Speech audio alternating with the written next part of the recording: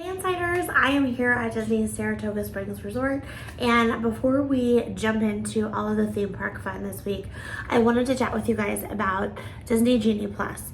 So you are about to watch a video of me and Ashley in the Magic Kingdom using Disney Genie Plus to the fullest extent that we possibly can. And I wanted to chat with you a little bit about it because I know it's been updated and changed quite a few times since it came out last year. And I just want to bring you guys back up to speed, let you know what's going on, how we're enjoying using it, and the best ways to use it. So if you're not sure what Disney Genie Plus is, first and foremost, it has replaced what Disney used to call Fast Pass.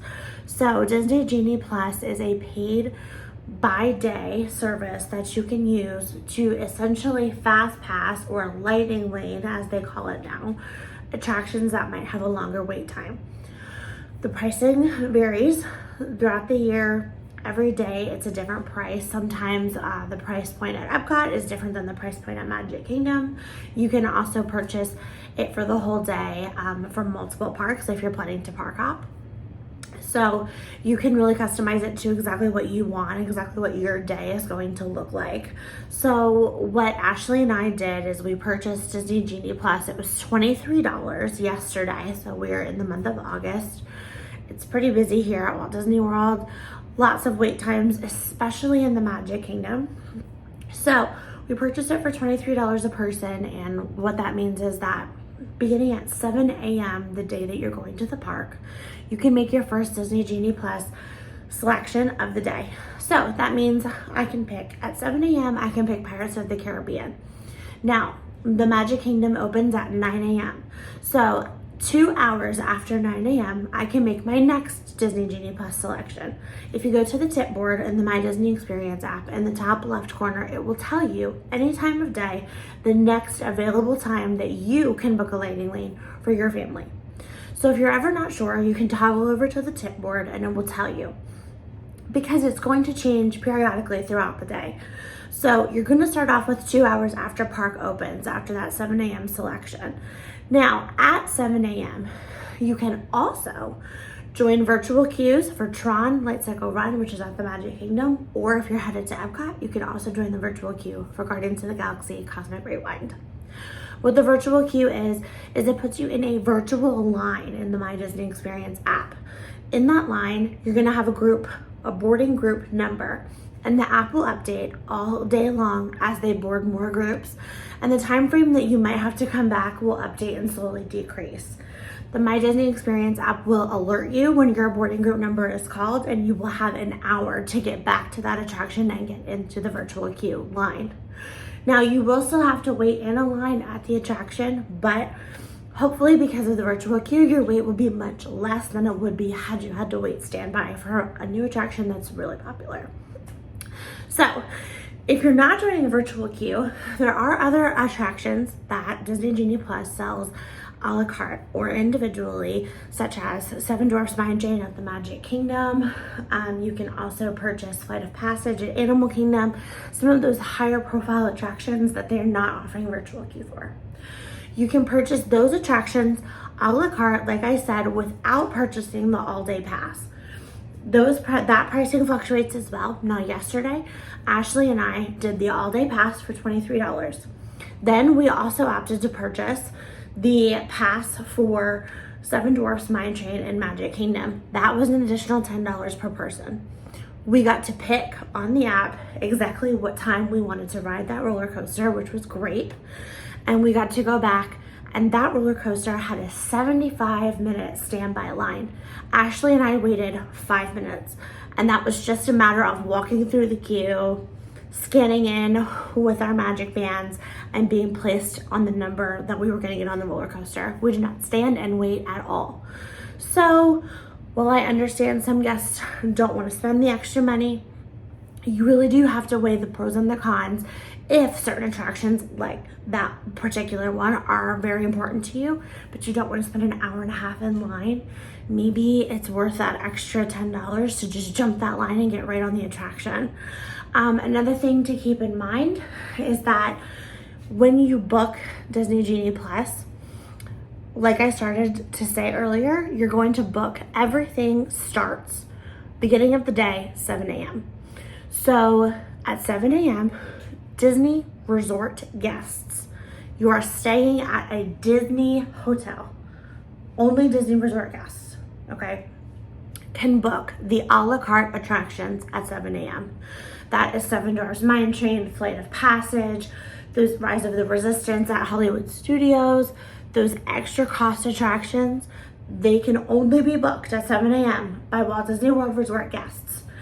All other guests, if you're not staying on property, can book at the time that the park opens. So if the Magic Kingdom opens at 9 a.m., you can book those a la carte attractions at 9 a.m. However, all guests, whether you're staying on property or you're staying at a different resort, can book the all-day Disney Genie Plus attractions that are included in the day pass at 7 a.m. That starts for everybody, every guest, no matter where you're staying, at 7 o'clock in the morning. Now, depending on which park you're going to, will depend on which attraction I think you should shoot for first, based off of my experience and popularity. If you're going to Hollywood Studios and you're doing the day pass, hands down, you need to book Slinky Dog Dash first thing. That is the most popular ride in Hollywood Studios, aside from the Star Wars rides, and it is included in the day pass. So for me, that's the first ride I'm gonna book at 7 a.m. because it will not be available the next time you can book. It will be sold out for the day, I guarantee you. It always is. And it's always a 2 or 3 hour wait. You don't want to spend your time at studios standing in line for 2 hours. So, and it's a great ride, so you don't want to miss it. If you're going to Magic Kingdom, great rides to book first would be Space Mountain, Big Thunder Mountain Railroad. If you're going to do Mine Train and you're going to spend the extra money to do that a la carte option, then that's something that you should book first thing in the morning too, whether that is you're eligible at 7 a.m. or 9 a.m. When I booked it for Ashley and I'm staying on property, but Ashley is not. So I had to wait till 9 a.m. to book Mine Train for both of us, and there was plenty of availability, so don't stress about that. Let's see, Flight of Passage is a very, very popular ride at Disney's Animal Kingdom. It is also a very, very long wait standby, typically. If you're gonna do anything a la carte at Animal Kingdom, that's the only ride offered. It is well worth it, whatever the price is. I can tell you the ride is fantastic. The wait is also fantastic. So make sure that you are making those selections wisely. I would say if you are between doing Disney Genie Plus, the day pass, and you're just like, I'm gonna do it one day but not every day, do it for Magic Kingdom. You will thank me later. Trust me. That is the park that has the most attractions, the most going on, and you feel like you're trying to pack everything into one day.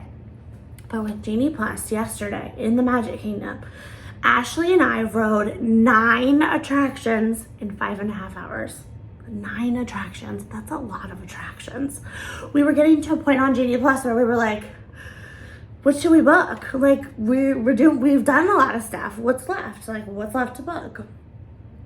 There are also character greetings that you can book a lightning lane for at Magic Kingdom. There may be some at other parks too, but there's the most at Magic Kingdom. You can book to see the princesses at Fairy Tale Hall. You can book a lightning lane for meeting Mickey Mouse at Town Square Theater. So that's a really cool thing to keep in mind as well. If you want your family picture or your little one's pictures with Mickey or the princesses, you can grab a lightning lane for that. You don't have to stand in line forever. There are a lot of perks to using Disney Genie Plus. And in this video, we are going to show you how much we accomplish in one day, actually in only 5.5 hours, not even a whole day, in the Magic Kingdom using Genie Plus, the paid version, lightning lane with the a la carte option for Seven Dwarfs Mine Train.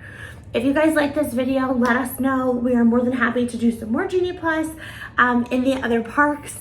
We are also more than happy to go over some more virtual queue information. We do have a highlight.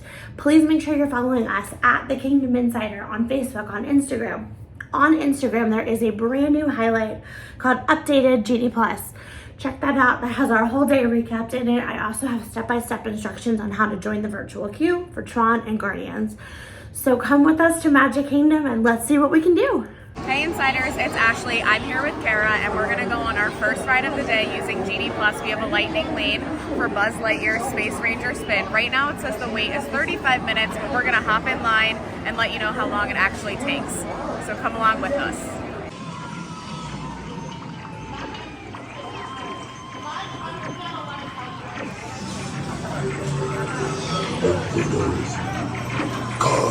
So our boarding group just got caught for Tron by Double Run here in Magic Kingdom.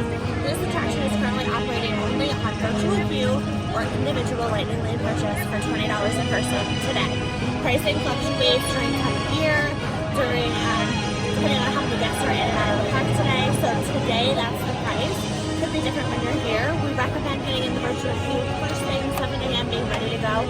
If you miss 7 a.m.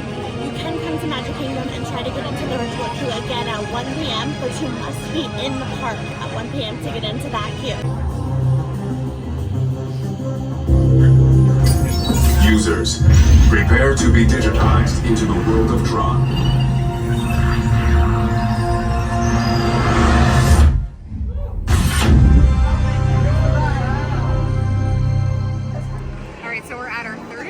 We already completed Buzz Lightyear's Space Ranger spin and Tron. So we are at Peter Pan and we're so excited because the attraction was actually temporarily closed. So our original lightning lane time was not available to us and we got a notification on our phone. So if that does happen to you, check the app. It will give you a notification and alert you. You're able to actually come back anytime throughout the day when it does reopen to redeem your time slot and they'll let you on the attraction. So here we are, it's 1 o'clock. So not too long of a wait and we're gonna check it out. It's 55 minutes and we'll let you know how long it takes to get on.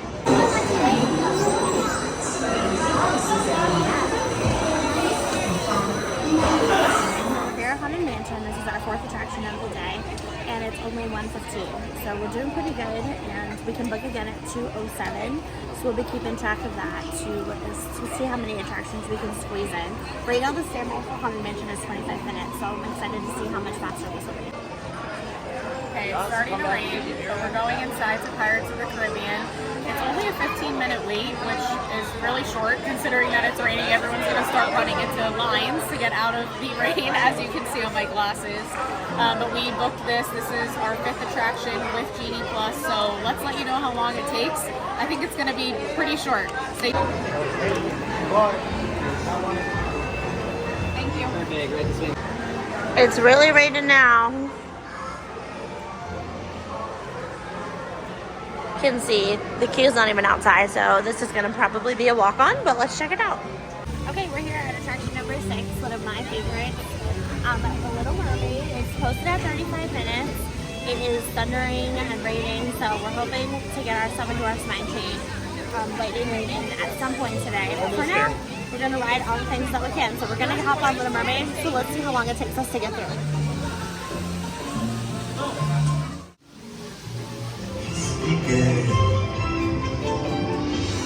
It's time for attraction number 7. We have only been here for 4.5 hours, which is crazy because I feel like on a normal day without Genie Plus and Lightning Lane, 4.5 hours, you would maybe get on 2 to 3 rides if you didn't have this because you think the average wait, I'm making this up, but I think normally I'm used to waiting at least 60 minutes. So I'm really excited about it. I think this is a great way to do your park day. It's a Small World. It's 30 minutes right now. As always, we will put up our wait time for you so you can see that this is definitely worth it for your day.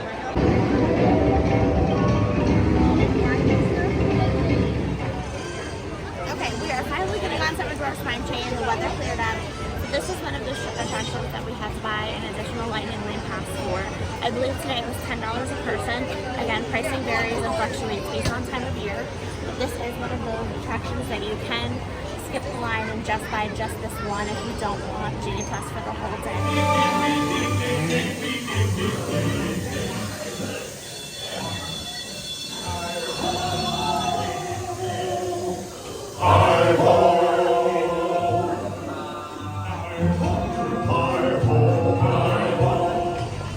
This is number 8 and the final ride. So we're at Big Thunder Mountain.